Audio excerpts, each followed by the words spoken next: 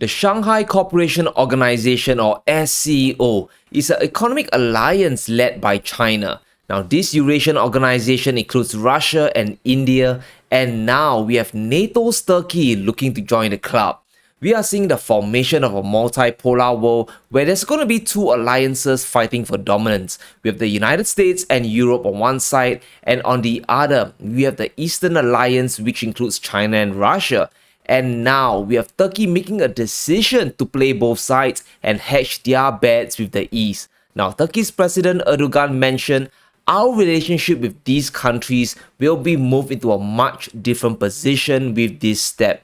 His security advisor said it best. What Ankara is doing is not pursuing alternatives to the West, but establishing balanced relationships with all over the world. It's a very diplomatic answer, but we need to peel back the layers to understand why Turkey wants to join the SCO, and more importantly, why the SCO can become a staging platform for countries to develop stronger and direct trade ties with the East.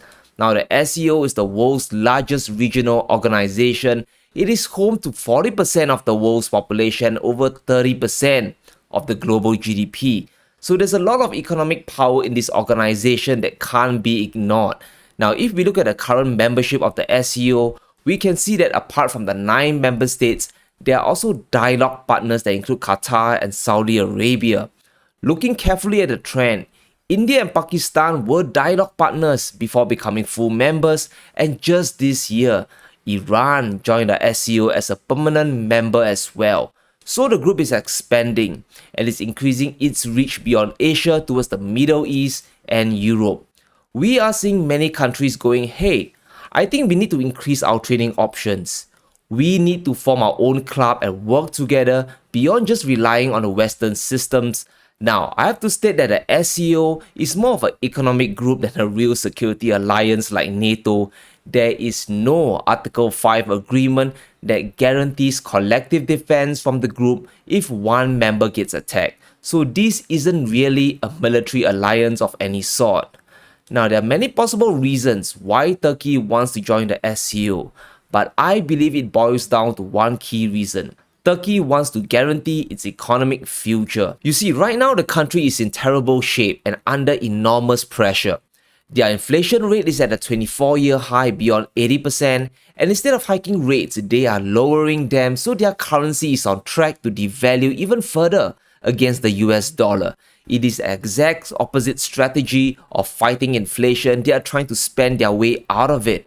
And it just so happens that Erdogan is seeking Russia's help for cheaper energy. He's knocking at Putin's door hoping for a 25% discount on Russian gas, as well as paying some of their energy bills in a Turkish lira. Now, this is a really tall order because the Turkish lira is in free fall, and it makes very little sense for Russia to sell their gas for a currency that loses value so fast. But if Turkey is in the SCO, it might spur Russia and China to help them out. Definitely not a guarantee, but it might just do the trick. You see, for years, Turkey has been trying to join the EU, but they were denied at every turn. And that means no trade benefits, no ECB to help them out, and they can't adopt the euro, which is a more stable currency compared to the lira. In fact, because Turkey is sandwiched between Asia and Europe, all of their trade is done in either dollars or euros. And as the Fed and the ECB continues their rate hikes, the dollar is going to get stronger and crush the lira further. Now, Erdogan wants to use his membership in the SCO to further bilateral trade using the lira, and at the same time, use this as leverage for the West to treat Turkey better. Now, whether this will work remains to be seen. So the SCO hasn't been that prominent in the past, but the Western sanctions this year has shone the spotlight on this group. And as an economic alliance, it is about building a network to expand trade outside of the West. Now, if we take a look through the membership list, we can see 3 members that have been targets of US sanctions: Russia, Iran, and even China, which has been hit with all those tax sanctions. And right now, there is an agreement within the SCO to start using their own national currencies to expand bilateral trade. So instead of using dollars to settle their transactions, they'll be using things like the ruble and the yuan. It's the exact same mechanism as China's gas deal with Russia, where they are using both yuan and rubles. And this means the SCO is becoming more of a de-dollarization club where members, especially Russia, are trying to reduce their reliance on the US dollar. Just a while back, India also launched their own rupee settlement system to fight back against its depreciating currency. Remember, as the dollar gets stronger, all other currencies in the world gets weaker. So you just imagine a situation where the members of the SCO starts to trade with each other using their own national currencies. And let's say they default to the more stable ones such as the Chinese yuan, maybe the Indian rupee or even the ruble, then we could see the rise of a new reserve currency. And I want us to imagine the SCO as a test bed for Eurasia's de-dollarization plans. That is where the big push will probably be. It is not going to be some grand military alliance. This is China's and Russia's testing ground to push their agenda of a multipolar financial world. However, when it comes to the SCO members, we need to pay attention to two of their dialogue partners. We are talking about Saudi Arabia and Qatar.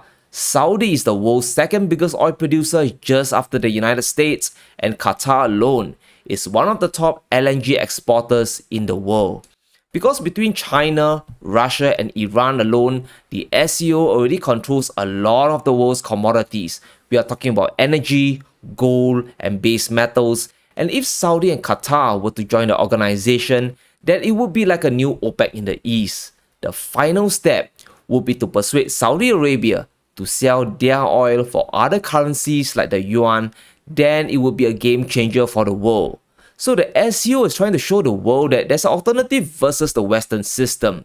We have a third of the world's GDP here. We have tons of commodities, oil, and energy from Russia and Iran. China is here to provide finished goods, and we are starting to do more bilateral trades outside of the US dollar.